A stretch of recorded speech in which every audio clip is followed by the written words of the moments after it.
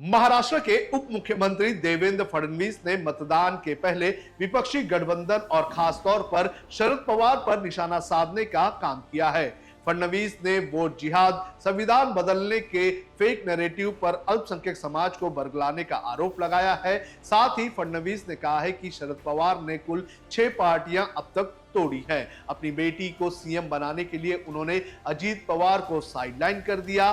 किस तरह से शरद पवार पर फडणवीस ने हमला बोला है, इसकी जानकारी आपको इस वीडियो में एक एक करके देते हैं।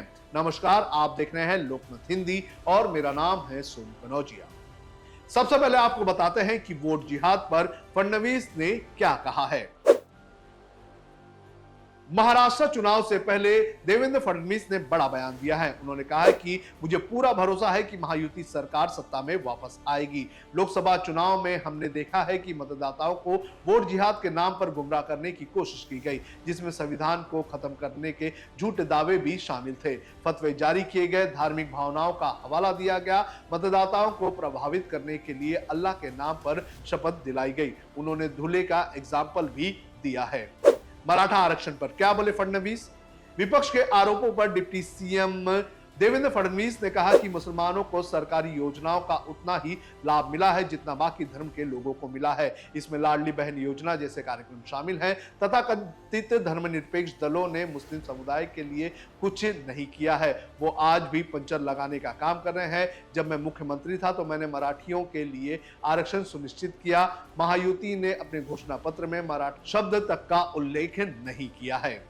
शरद पवार पर किस तरह से प्रहार किया गया है? फडणवीस ने कहा कि पार्टियों को तोड़ना शरद पवार की खासियत है। उन्होंने 6 पार्टियों को अब तक तोड़ा है। शरद पवार चाहते थे कि सुप्रिया सुले मुख्यमंत्री बने, जबकि अजीत पवार के पास कुछ नहीं बचा है। पारिवारिक मुद्दे के कारण ये पार्टियां टूट गई हैं। सीएम बनने के सवाल पर उन्होंने कहा कि मेरी जिम्मेदारी पार्टी तय करेगी। अमित शाह जी ने खासतौर पर कहा है कि मुख्यमंत्री पद पर चुनाव के बाद चर्चा होगी। राजनीति में जो पद मिलेगा मैं उसे लेना चाहूंगा।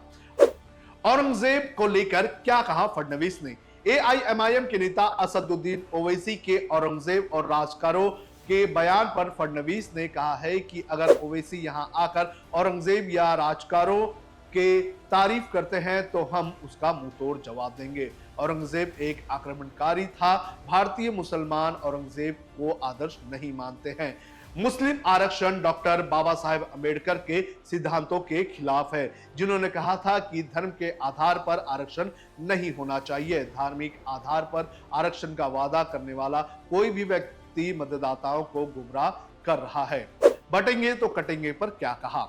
उन्होंने महायुति में टूट के सवाल पर कहा कि तीनों दलों में कोई भी समस्या नहीं है। अजीत पवार के राजनीतिक सफर में अलग अलग अनुभव और भावनाएं रही हैं और हो सकता है कि उन्होंने बटोगे तो कटोगे को गलत समझा हो। हम उनसे इस बारे में बात करेंगे। अजीत पवार और शिवसेना ने मुस्लिम उम्मीदवार उतारे हैं, जबकि हमने नहीं, क्योंकि हमारे पास मुस्लिम समुदाय से उपयुक्त उम्मीदवार नहीं थे।